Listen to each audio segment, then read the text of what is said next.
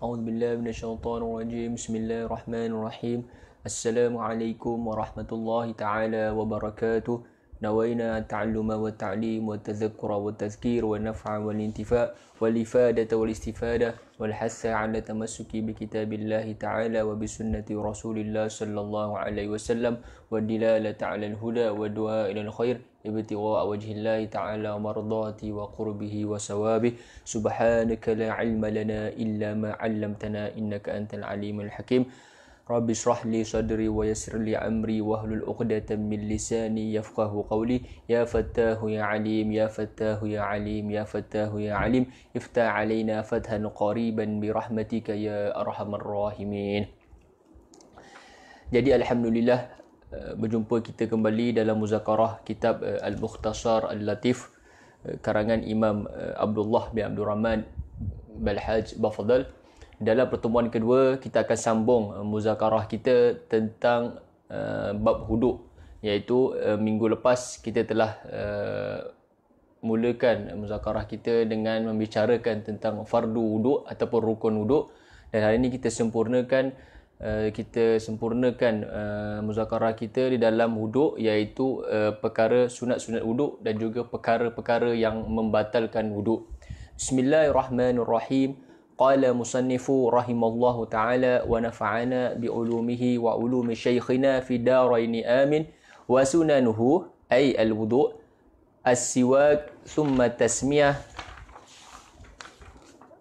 wa ghuslul kaffaini thumma al-madmadah thumma al-istinshaqu wal-istintharu wat-tathlithu wa mashu jami'ir ra'si ثم الأذنين والشماخين وتخليل اللحية الكثيفة وتخليل الأعصاب وتطويل الغرة والتهجيل والموالاة وترك الاستعانة في الصبع وترك التنشيف بخرقة.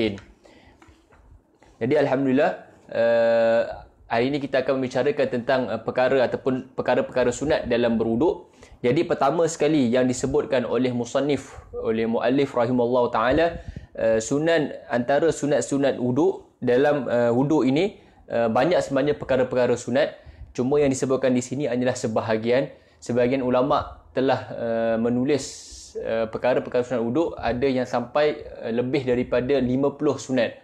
Jadi perkara ni banyaklah. Jadi yang disebutkan ini hanyalah sebahagian, dan tujuan ataupun hadaf gharad utama kita adalah macam mana kita nak amalkan. Okey, itu yang lebih penting. Dalam perkara sunat ni macam mana kita nak tatbikan dan kita nak amalkan dalam wuduk kita supaya wuduk kita jadi wuduk yang berkualiti dan wuduk yang sempurna, dan sama menambahkan pahala kita dan menambahkan hudur kita dalam solat. Jadi perkara yang pertama dalam sunat wuduk adalah as-siwak. Okey, disebutkan sini as-siwak. Jadi masalah as-siwak ini ada berlaku khilaf antara ulama. Okey, di sini musannif meletakkan yang pertama as-siwak thumma at-tasmiyah. Jadi musannif di sini, pengarang kitab ini, Imam Bafdal menulis ataupun mendahulukan perkara sunat yang pertama adalah siwak. Summa, okey, jadi perkataan summa ni memberi faedah kepada kita yang membawa makna tertib. Jadi perkara pertama yang musannif mulakan adalah siwak. Kemudian bismillah. Okey, kemudian bismillah, dan kemudian barulah ghuslul kaffaini. Jadi kat sini yang kita tahu ada beberapa faedah lah yang akan disebutkan. Jadi yang pertama sekali adalah di dalam siwak kemudian tasmiyah. Jadi dua perkara ini, antara siwak dan tasmiyah ni ada perbezaan pendapat. Jadi perbezaan pendapat itu terjadi antara siwak dengan tasmiyah ini, di manakah antara dua ini yang perlu didahulukan. Ada sebahagian pendapat kata tasmiyah. Sebab apa tasmiyah? Sebabnya sebelum siwak kita kena mulakan perkara kita dengan bismillah. Ada yang kata bismillah dulu. Jadi yang kata bismillah dulu, bismillah ini adalah ayat daripada Al-Quran. Jadi sebelumnya sunat kita bersiwak. Jadi perkara ini ada daur. Sunat, siwak, tasmiyah. Nak siwak dulu ke nak tasmiyah dulu? Jadi di sini Imam Abdul Rahman dalam kitab Buya macam mana nak menyelesaikan daripada masalah daur ini, tasmiyah dulu ke siwak dulu. Jadi dia kata tasmiyah as-siwak la yundab qablaha as-siwak. Jadi sebelum siwak kita tasmiyah. Dan kemudian tasmiyah untuk siwak tak perlu untuk kita bersiwak. Okey, di sini Imam Abdul Rahman Shahibul Buqyah menamatkan daur yang berlaku di mana antara tasmiyah dan juga siwak yang mana dahulu. Tapi di sini musannif mendahulukan as-siwak dulu barulah tasmiyah. Okey, ini adalah perbezaan pendapat ulama yang pertama. Jadi pertama sekali adalah siwak, kemudian tasmiyah, kemudian barulah ghuslul kaffaini. Kemudian perbezaan pendapat ataupun ada khilaf antara ulama tentang siwak ini, bukan tentang ghuslul kaffain. Okey, sebentar lagi. Okey, tentang siwak lah. Okay, tentang siwak. Okay, jadi siwak ini Imam musannif ini mengambil pendapat Imam Romli di mana siwak ini adalah sunat kharijah fil wudu. Maksudnya dia adalah sunat tetapi dia bukan dalam sunat wudu. Okey, dia sunat kharijah fil wudu. Maksudnya apa? Maksudnya ketika dia bersiwak, maksudnya dia memerlukan 3 niat dalam berwuduk lah. Maksudnya siwak ni satu niat, kemudian perkara sunat wudu selepas siwak iaitu ghuslul kaffaini, madmadah wastinsyaq itu perlukan niat sunat wudu, dan kemudian niat wudu, fardu wudu selepas masuk dalam wudu. Jadi di sini musannif mengambil pendapat yang mengatakan siwak ini adalah sunat kharijah. Okey, sunat yang terkeluar daripada wudu. Adapun pendapat Ibnu Hajar, siwak ini adalah sunat dalam wudu. Maksudnya dalam pendapat Ibnu Hajar ini kita perlukan 2 niat sahaja, iaitu niat sunat wudu dan juga niat fardu wudu, supaya kita dapat pahala sunat dan juga pahala fardu wudu lah. Jadi kalau kita tak niat sunat wudu, kita tak dapat pahala sunat wudu, seperti siwak, ghuslul kaffaini, membasuh kedua tangan. Okey, kemudian basuh 2 pegangan tangan, kemudian madmadah, masukkan air ke dalam mulut, kemudian istinsyaq, masukkan mulut dalam hidung. Jadi perkara sunat ini perlukan niat supaya kita mendapat pahala. Jadi as-siwak ini dia adalah sunat di dalam sunat-sunat wudu. Itu adalah pendapat Imam Ibnu Hajar. Jadi dengan pendapat Imam Ibnu Hajar ini, kita hanya memerlukan satu niat sahaja, iaitu niat sunat wudu untuk siwak, untuk ghuslul kaffaini, untuk madmadah dan juga untuk istinsyaq. Tetapi jikalau kita menurut pandangan daripada muallif ini yang meletakkan as-siwak, kemudian tasmiyah, kemudian ghuslul kaffaini, jadi pendapat Imam Romli ini adalah sunat kharijah. Okey, sunat kharijah iaitu siwak ini perlukan niat siwak, dan kemudian ghuslul kaffaini perlukan niat sunat wudu supaya semuanya mendapat pahala.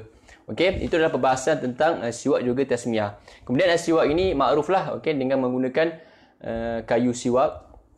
Dan kemudian siwak ini jika disebut siwak ada 2 makna ataupun 2 itlaqan.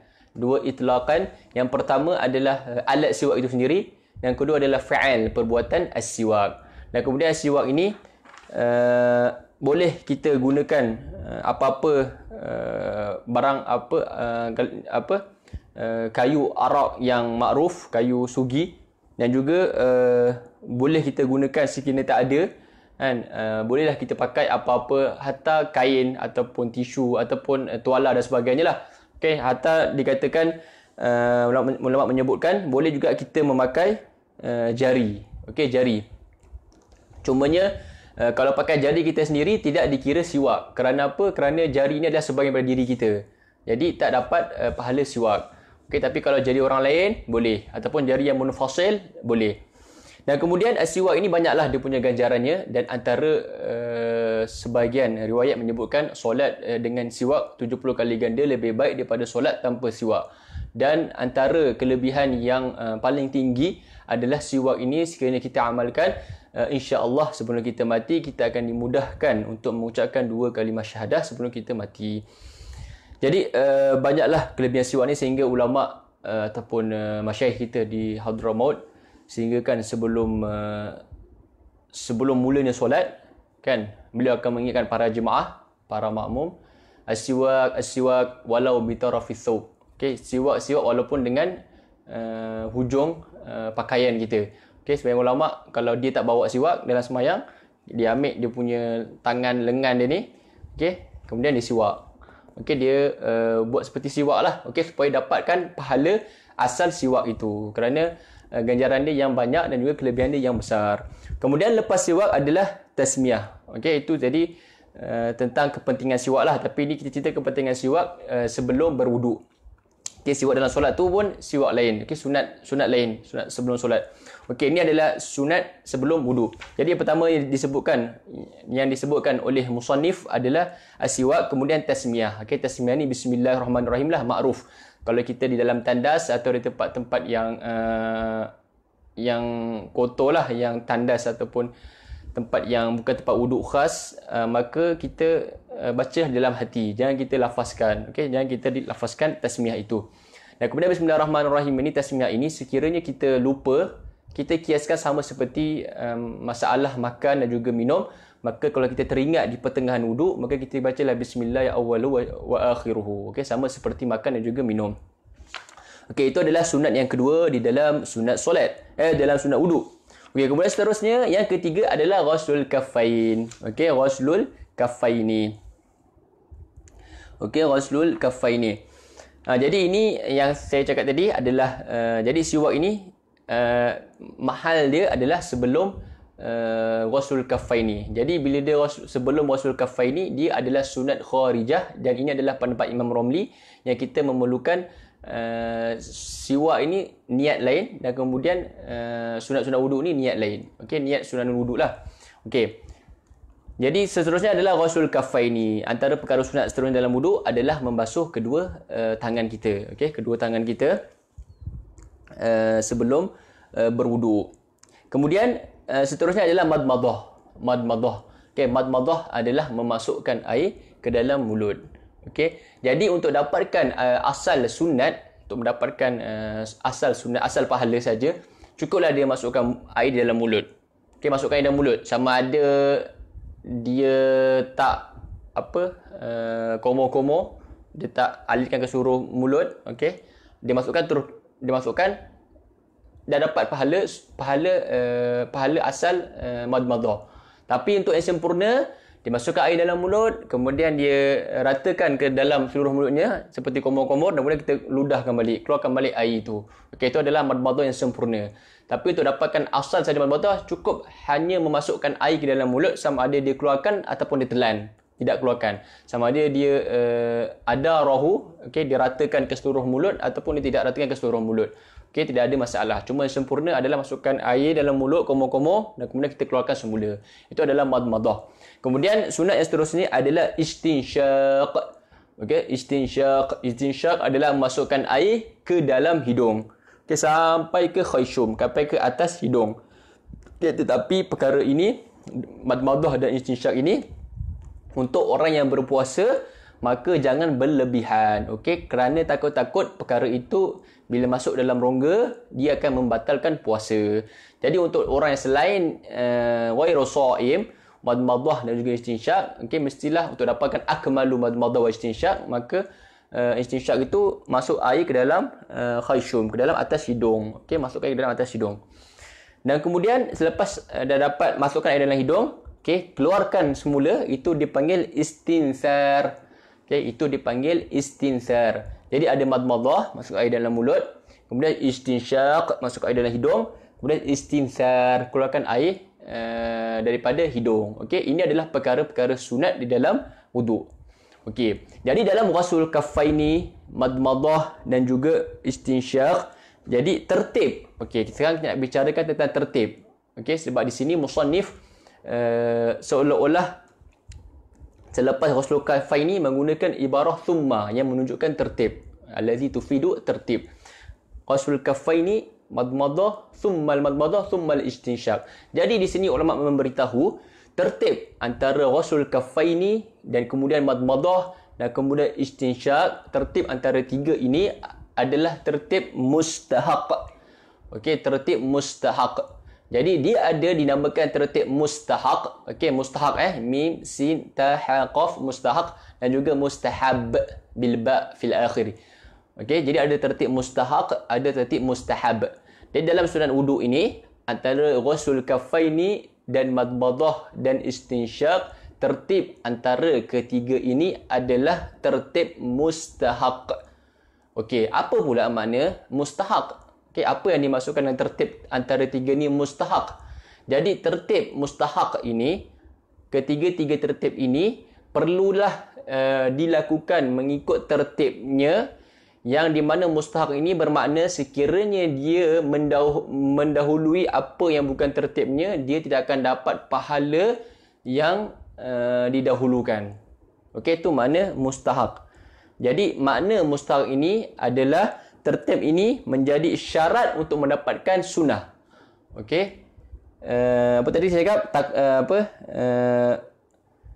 Mendahulukan atau mengikut tertib itu adalah syarat untuk mendapatkan pahala sunat. Itu makna tertib mustahab. Jadi dalam ghusl kaffaini, madmadah dan istinsyaq ini, okay, saya sebutkan tertib ini mustahab.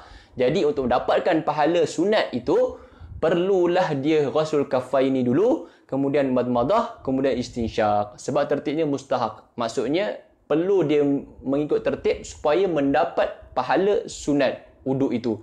Tetapi kalau dia tidak mengikut tertib, okey, dia tak mengikut tertib, dia madmadah, kemudian dia basuh tangan, kemudian dia istinsyaq. Okey, dia akan dapat pahala sunat yang pertama sahaja di dalam tertib, iaitu ghusl kaffaini. Adapun yang tidak mengikut tertib tidak mendapat pahala. Okey, ini adalah pendapat yang mengatakan tertib antara ketiga ni mustahaq. Okey, jadi tertib ini bukanlah maksudnya membatalkan sunat itu. Dia cuma perbezaan ataupun kefahamannya dari segi untuk mendapatkan pahala. Jadi dalam mustahab pula, okey, tertib mustahab seperti dalam fardu wuduk membasuh tangan kanan dan juga kiri. Okey, tayamun. Jadi bila dah selesai basuh muka sampai ke anggota tangan untuk berwuduk, jadi kanan dengan kiri ini tertibnya adalah mustahab. Okey, disunatkan belah kanan. Tapi kalau dia mulakan belah kiri dulu, wudunya tetap sah. Dan juga tetap sahlah wudunya. Tapi makna mustahab tadi dalam bab sunat adalah untuk mendapatkan husul sunnah, pahala dari segi sunat. Okay, jadi ulama sebutkan ghusl kaffaini, madmadah dan juga istinsyaq, tertibnya adalah mustahab. Jadi perlu mengikut tertib supaya mendapat sunat. Okey. Dan kemudian perlu diingat, sebelum memulakan perkara sunat, perlu kita niat sunanul wudu. Okey, niat sunanul wudu. Nawaitu sunanul wudu. Ketika mula-mula tadi di siwak ataupun di ghusl kaffaini.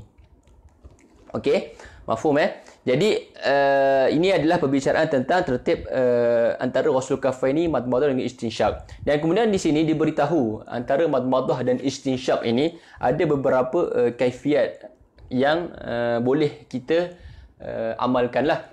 Dan yang paling afdal kaifiat antara madmadah dan juga istinsyaq adalah al-jam'u. Okey, dia ada tariqah al-jam'u, ada tariqah al-waslu. Okey, al-jam'u dan juga al-waslu. Jadi al-jam'u ini adalah dengan satu air, satu takungan air yang okey, satu air itu kita gunakan untuk madmadah dan juga istinsyaq. Itu adalah jam. Tapi al-wasl adalah satu air untuk satu madmadah, satu air untuk satu istinsyaq. Dan cara yang paling afdal adalah al-jam. Dan cara yang paling afdal di dalam jam adalah satu ghurfah untuk madmadah dan istinsyaq. Okey, satu ghurfah madmadah dan istinsyaq. Satu air, satu ghurfah madmadah dan juga istinsyaq. Okey, ni cara kaifiat yang paling afdal. Okey, ada 3 kaifiat untuk al-jam'u dan ada 3 kaifiat untuk al-waslu. Okey, sekarang kita mulakan kaifiat untuk al-jam'u. Okey, saya sebutkan 3 cara al-jam'u dalam madmadah dan juga istinsyaq. Okey, al-jam'u ni secara umumnya dia lebih afdal daripada al-waslu.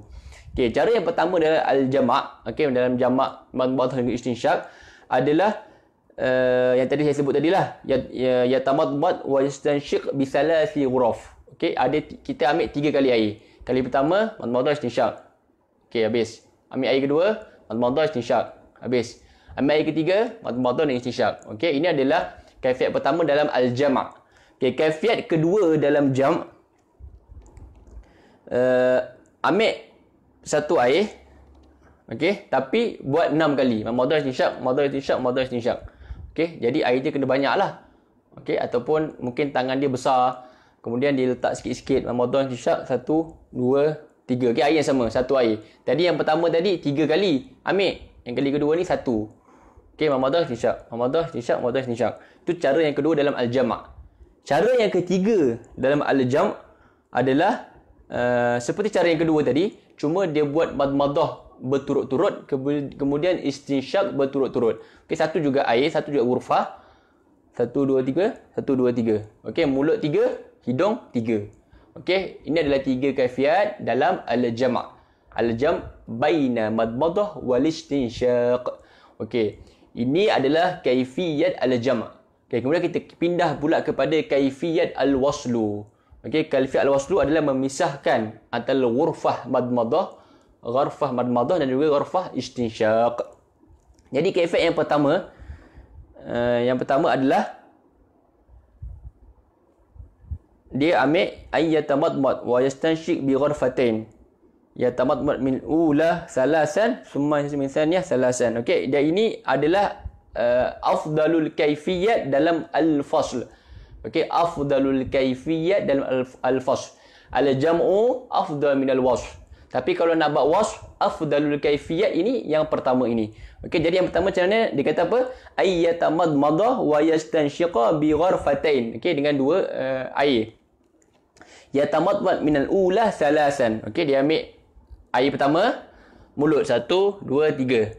Habis. Ambil air kedua, hidung 1 2 3. Nampak?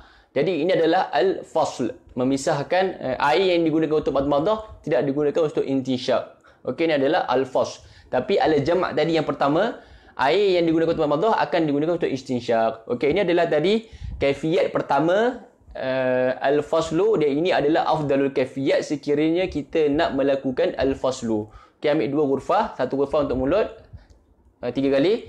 Kemudian ghurfah yang kedua untuk hidung 3 kali. Kemudian yang kedua pula, sittah ghurafat. Okey, 6 air. Ambil air tu 6 kali. Okey, mulut 1 habis. Hidung 1 habis. Mulut 2, hidung 3, mulut 4, hidung 5 dan seterusnya 6 kalilah. Okey, 1 2 3 4 5 6. Okey, ada 6 ghurafat. Okey, mulut hidung, mulut hidung, mulut hidung. Kemudian kaifiyat yang ketiga sama seperti kaifiyat kedua, cuma untuk mulut dilakukan berturut-turut dan untuk hidung dilakukan untuk berturut-turut. Okey, ini adalah 6 kaifiat. Salah satu kaifiat dalam al-jam'u dan juga salah satu kaifiat untuk al-waslu di dalam madmadah dan juga istinsyaq. Kemudian perkara sunat yang seterusnya di dalam sunat wuduk adalah at-taslis. Okey, at-taslis iaitu membuat basuhan di dalam sunat wuduk itu sebanyak 3 kali. Dalam wuduk itu sebanyak 3 kali. Okey, bermula 3 kali. Dan kemudian perlu diingat 3 kali basuhan ni di dalam wuduk sama ada basuhan muka atau perkara fardu atau perkara sunat. Okey, semuanya disunatkan 3 kali. Contoh dalam basuhan muka, basuhan tangan, telinga yang sunat, rambut yang wajib, kaki, okey, perkara yang juga sunat ini disunatkan 3 kali. Adalah perkiraan 3 kali itu adalah sekiranya kiraan pertama itu basuhan pertama itu telah sempurna kepada anggota isti'ab. Okey, dipanggil isti'ab, sempurna anggota wuduk dia. Contoh kalau basuhan muka, bagaimana basuhan pertama itu dikira? Sekiranya basuhan pertama itu telah selesai keseluruhan muka dia, keseluruhan wajah dia. Kemudian diambil air yang baru untuk basuhan kedua, barulah dikira yang kedua itu adalah basuhan yang kedua. Tetapi sekiranya basuhan yang pertama itu tidak ada isti'ab, tidak merangkumi keseluruhan muka. Okey, dia ambil air untuk basuh muka, dia basuh misalnya bahagian kanan. Okey, contohlah bahagian kanan. Basuhan pertama. Kemudian air basuhan kedua dia sapu bahagian kiri. Okey, misal. Kemudian ambil air yang ketiga, baru dia basuh keseluruhan muka. Jadi berapakah basuhan dia? 2 basuhan. Baru 2. Tak dapat lagi pahala taslis. Okey, kenapa 2? Kan dia ambil air 3 kali. Kerana basuhan yang pertama, basuhan kedua itu dikira 1. Kerana basuhan pertama dan basuhan kedua tadi adalah basuhan isti'ab keseluruhan muka itu dikira 1. Dan kemudian basuhan ketiga dia itu dikira basuhan kedua. Dan dia perlukan satu basuhan lagi untuk mendapatkan pahala sunat at-taslis. Okey, jadi kesimpulannya at-taslis ini antara syaratnya yang pertama mestilah isti'ab, mestilah dia telah basuh keseluruhan anggota wajib yang pertama. Begitu juga tangan. Sekiranya dia basuh yang pertama bahagian pertama, kemudian basuhan kedua bahagian kedua, kemudian basuhan ketiga sampai ke akhir, maka walaupun dah 3 kali basuh, itu tetap dikira basuhan pertama. Kerana ketiga basuhan ini barulah dia melengkapi semua anggota wuduk dia. Kemudian dia perlukan 2 lagi basuhan untuk dapatkan pahala sunat. Sunat apa? Sunat at-taslis. Dan kemudian at-taslis ni juga syarat yang kedua dalam at-taslis, mestilah dia melakukan at-taslis itu sebelum dia intiqal ke anggota yang seterusnya. Sekiranya contoh, dia basuh muka 1 kali. Okey, dia basuh muka kali pertama, keseluruhan muka. Seterusnya dia terus basuh tangan. Okey, terus tangan. Jadi dia dah intiqal daripada muka ke tangan. Kemudian dia nak melakukan taslis untuk muka. Okey, ketika itu waktu dia dah terlepas, dah habis. Maksudnya dah tidak boleh dia patah balik. Okey, waktunya sudah habis. Hatta walaupun dia patah balik, dia basuh ke muka dia tidak akan dapat pahala taslis kerana waktu dia sudah yafut. Okey, jadi di sini saya terangkan sekali lagi kesimpulannya, dalam taslis ada 2 syarat. Yang pertama mestilah dia isti'ab, dan yang kedua mestilah dia melakukan taslis itu sebelum intiqal ke udwin akhar.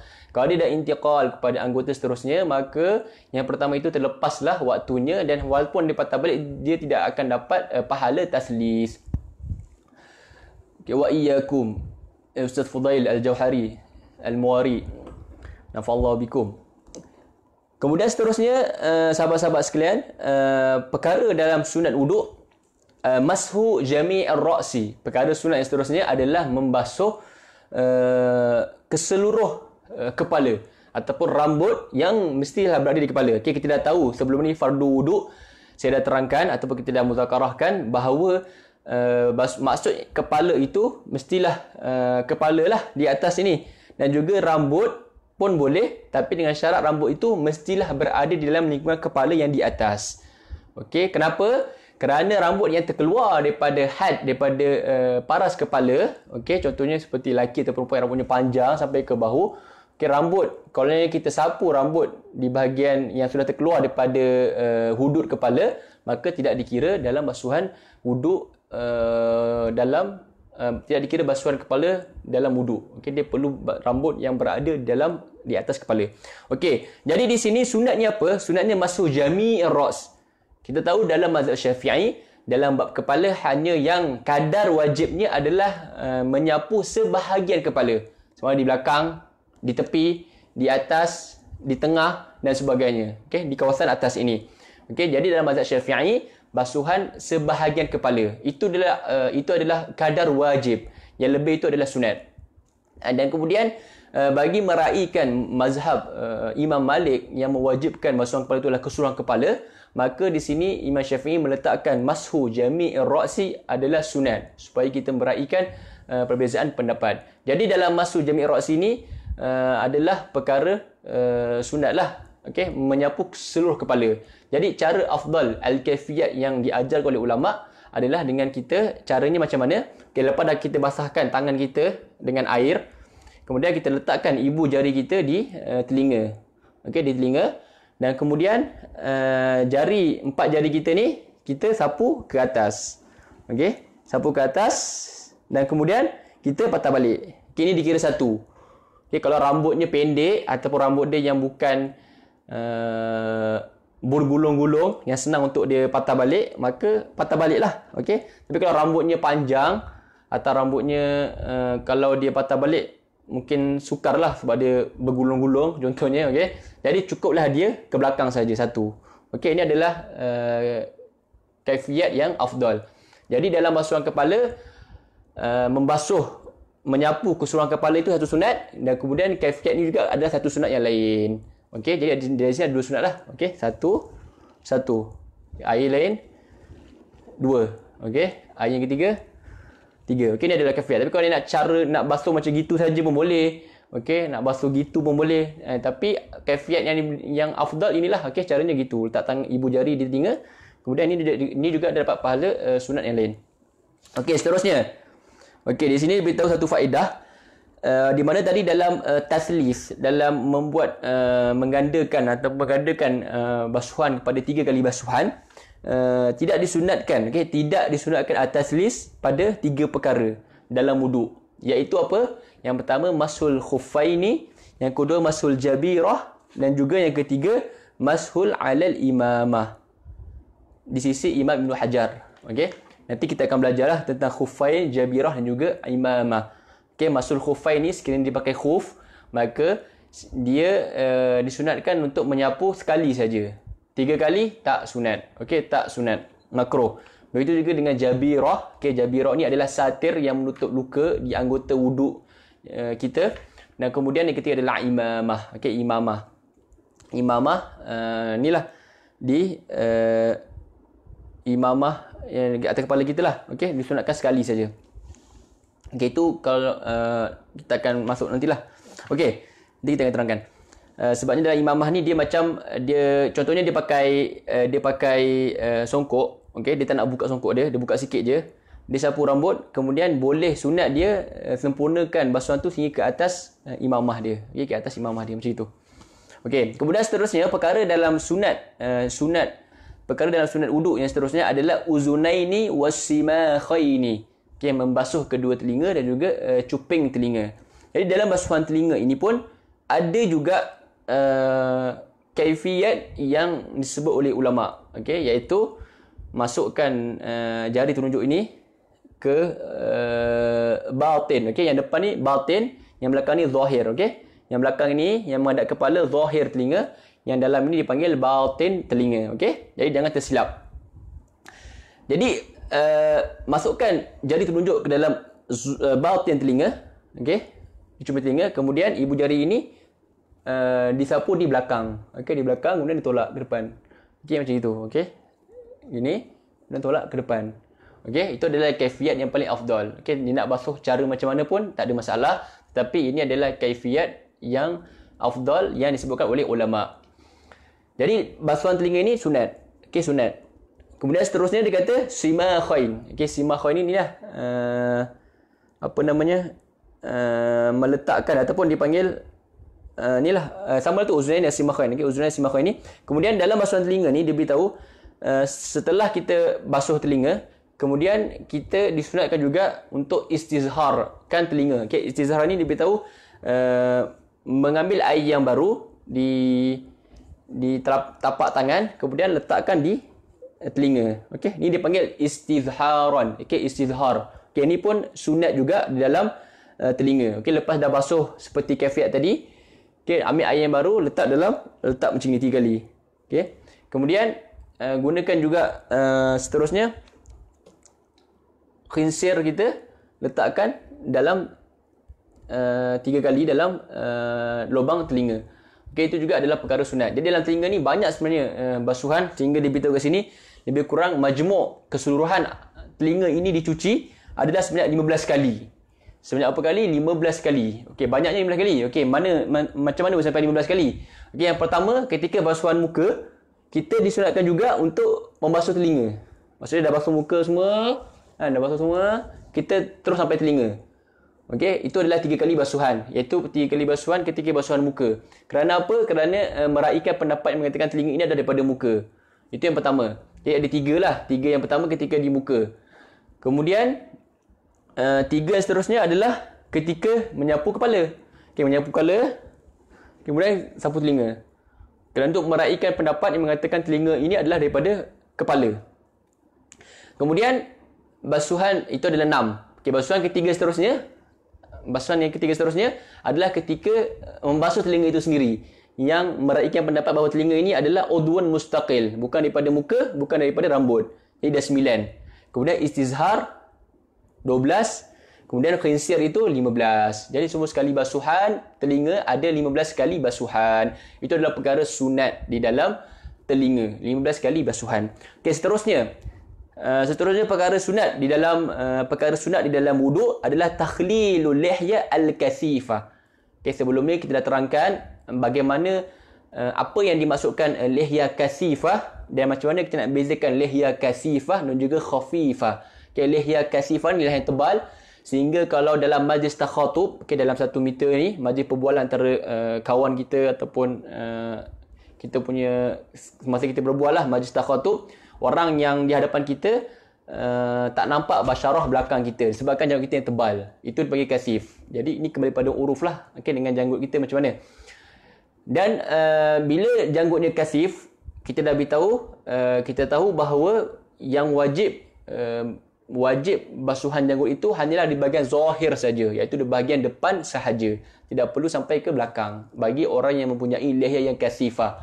Jadi dalam perkara sunat ini disunatkan untuk orang yang lihya kasifan, dia membuat takhlil. Okey, takhlil iaitu dengan cara masukkan air ke dalam janggutnya daripada bawah. Okey, caranya macam gini.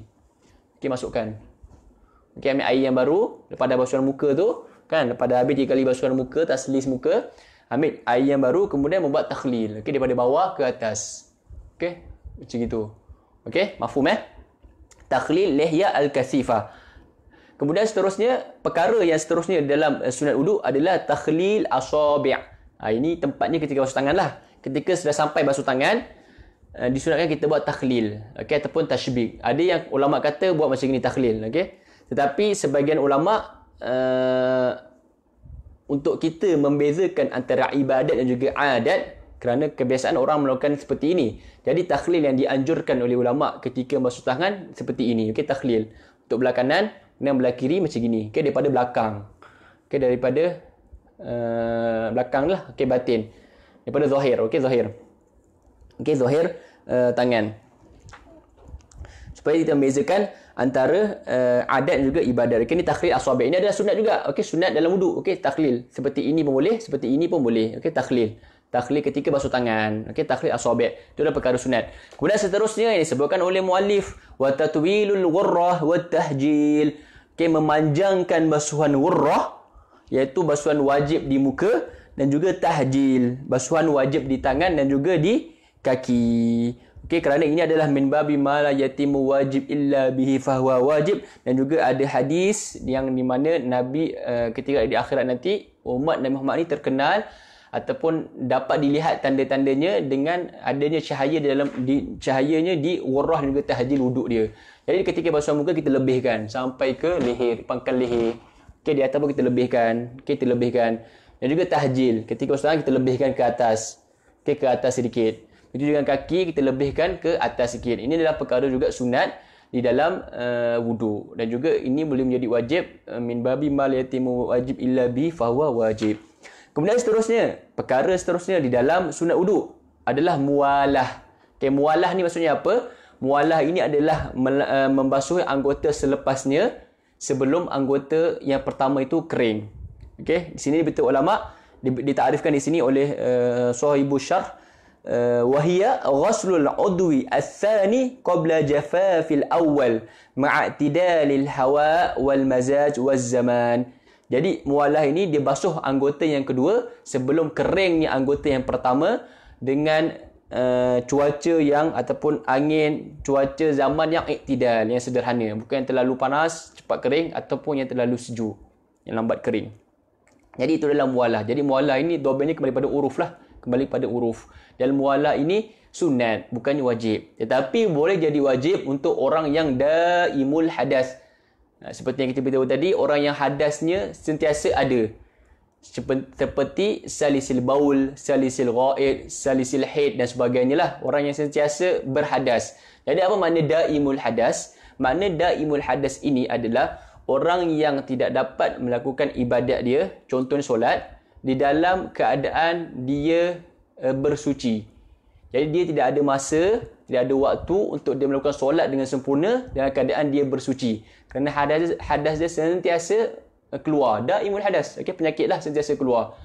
Okey, sentiasa keluar. Daimul hadas seperti salisil baul, salisil ghaid, masalan dan sebagainya. Jadi orang daimul hadas ni pun kita dah tahu tadi dah tahu minggu lepas tentang masalah niat dia, dia tidak niatkan raful hadas ataupun niatul wuduk. Dia niatkan istibahah kerana hadasnya sentiasa ada. Jadi untuk orang yang daimul hadas, yang bukan salim, mualah di sisi orang daimul hadas adalah wajib. Adalah apa? Wajib. Jadi selepas dia basuh, kan, orang yang daimul hadas ni selepas dia dah bersihkan, contoh orang istihadah dan sebagainya, dia dah bersihkan semampunya hadas dia, kemudian terus ambil wuduk. Lepas ambil wuduk tu, lepas basuhan terus basuh, lepas terus basuh, mualah, lepas muka terus tangan, terus rambut, terus kaki, kemudian terus solat. Okey, daimul hadas ni disyaratkan mualah dalam ibadat dia. Itu adalah mualah. Okey, mualah untuk di sisi orang yang salim, sunat. Kemudian seterusnya adalah tarkul isti'anah fi shab. Okey, ini adalah sunat yang yang kita kena tinggalkan. Okey, tadi sebelum ni sunat kita fa'al. Yang ni sunat tark, kita tinggalkan, iaitu meninggalkan isti'anah fi shab, meminta pertolongan untuk menuangkan air. Okey, shabul ma. Ini bagi orang yang tidak ada uzur, orang yang tidak ada keperluan.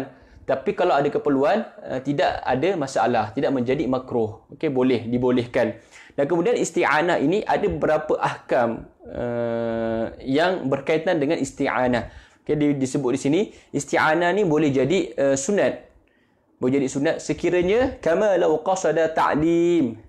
Okey, sekiranya dia nak ajarkan untuk orang yang baru belajar dan sebagainya. Okey, dia minta pertolongan untuk dia isti'anah untuk dia untuk dia bagikan air. Jadi ketika itu dia minta pertolongan itu menjadi hukum sunat kerana untuk mengajar. Dan juga boleh jadi mubah seperti contohnya menghadirkan air, ihdar rumah, memberi air. Okey, ini isti'anah mubah. Okey, tolong ambilkan air untuk aku berwuduk. Okey, tu hukum isti'anah itu mubah. Kemudian boleh jadi khilaful aula untuk orang yang tuangkan air dan dia tidak ada uzur.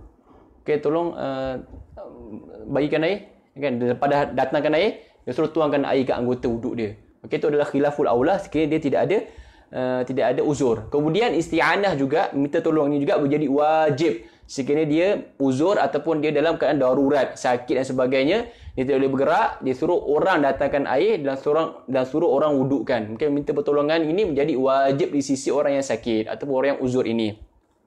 Kemudian seterusnya, perkara yang terakhir dalam wuduk, dalam sunat wuduk adalah tarku tanshif. Okey, ini juga berkaitan dengan tark, meninggalkan, iaitu meninggalkan tanshif. Okey, mengeringkan bil khirqah, dengan kain.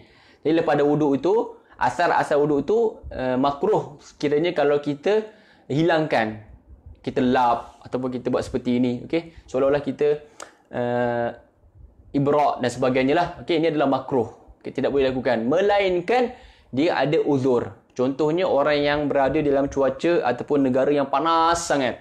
Contohnya di Mesir ataupun negara-negara panas lah, yang suhunya masalah lebih 40 ataupun lebih, yang panas sangat lah. Sehingga kan kalau tidak tanshif, anggota dia akan datang penyakit. Okey, contoh. Jadi tanshif ketika hal situasi ini tidak menjadi makruh, bahkan menjadi wajib. Okey, dan itu adalah perkara yang terakhir yang disebutkan oleh muallif di dalam sunat-sunat wudu. Jadi insya-Allah kita berhenti setakat ini dalam perkara-perkara sunat wudu, di mana banyak lagi perkara-perkara sunat wudu seperti saya sebutkan di awal majlis kita, di mana ada ulama telah sampai kepada 60 sunat wudu. Jadi apa yang penting untuk saya dan juga sahabat-sahabat sekalian yang dengar, kita sama-sama niat untuk kita amalkan. Selain kita sampaikan kepada kawan-kawan kita, sahabat-sahabat kita, ahli keluarga kita dan juga saudara-saudara kita yang lain. Jadi yang penting dalam perkara sunat ini adalah kita amalkan. Okey, begitu banyak sekali dan kita usahakan satu persatu amalkan, dan sehingga di akhir nanti insya-Allah kita dapat buat walaupun sekali dalam seumur hidup kita ke semua 60 sunat wuduk yang disebut oleh ulama. Jadi dalam satu sunat itu kadang-kadang ada 2-3 sunat lain. Contoh tadi yang saya beritahu tadi, dalam basuhan kepala tadi. Basuhan kepala, keseluruhan kepala sunat, kemudian kaifiat itu juga sunat. Okay, dalam perkara sunat tu ada sunat lagi. Jadi benda inilah yang menjadikan ulama menghasarkan sehingga ada 60 sunat wuduk di dalam wuduk. Dalam wuduk ada 60 perkara sunat. Kemudian antara yang tak disebutkan oleh Sahibul Matan, Imam Bafdal, yang disebutkan oleh syarah iaitu ad-dalku. Okey, ad-dalku. Mengurut ataupun menyapu dengan tangan. Okey, jadi dalam wuduk ni kita boleh je tak payah sapu, gitu saja. Tapi ad-dalku itu sunat. Kerana untuk meraihkan mazhab Imam Maliki yang mengatakan wajib ad-dalku itu. Kemudian yang tak disebutkan oleh Sahibul Matan, at-tayammun, mendahulukan kanan sebelum kiri. Untuk anggota yang ta'addud lah seperti tangan dan juga kaki. Ini juga adalah perkara sunat. Dan kemudian ditambah madmadah dan istinsyaq tadi pada awal tadi, ghusl kafaini, madmadah juga istinsyaq ini, walaupun kita sunat dalam mazhab Syafi'i, tetapi dalam mazhab Imam Ahmad benda ni wajib. Jadi perkara-perkara yang di sisi ulama lain wajib, kita tekankanlah lagi kerana untuk kita meraihkan pendapat yang mengatakan wajib. Jadi pendapat lain mengatakan wajib, sekiranya tak buat tak sah. Walaupun mazhab kita sunat, tapi untuk meraihkan pendapat yang lain, kita amalkanlah seboleh-bolehnya perkara yang khilaf yang wajib ini dahulu. Kemudian barulah kita sikit-sikit kita belajar, untuk kita akan datang, insyaAllah kita akan tambah lagi perkara-perkara sunat wuduk yang lain yang mungkin kita terlepas pandang ataupun kita tak tahu itu adalah sunat. Kita cuba amalkan dan cuba kita sampaikan. InsyaAllah kita berhenti setakat ini dalam sunat wuduk. Pada minggu hadapan, insyaAllah kita akan sempurnakan perbahasan atau muzakarah kita dalam bab nawaqidul wuduk, iaitu perkara-perkara yang membatalkan wuduk. Ataupun nawaqidul wuduk ini dalam kitab-kitab lain disebutkan babul hadas ataupun asbabul hadas. Jadi jangan pula tak jumpa kan kitab-kitab lain, kalau kita cari nawaqidul wuduk tak jumpa. Mubtilatul wuduk pun tak ada. Tapi sebahagian kitab menuliskan babul hadas ataupun asbabul hadas. InsyaAllah pada minggu hadapan kita akan bicarakan, kita akan kupas sedikit demi sedikit tentang masalah perkara yang membatalkan wuduk ataupun perkara yang berkaitan dengan hadas. Jazakumullah ta'ala khair wa nafa'allahu bikum wa jazakumullah khair ala istima'ikum. Kita jumpa insyaAllah pada minggu hadapan. Assalamualaikum warahmatullahi ta'ala wabarakatuh.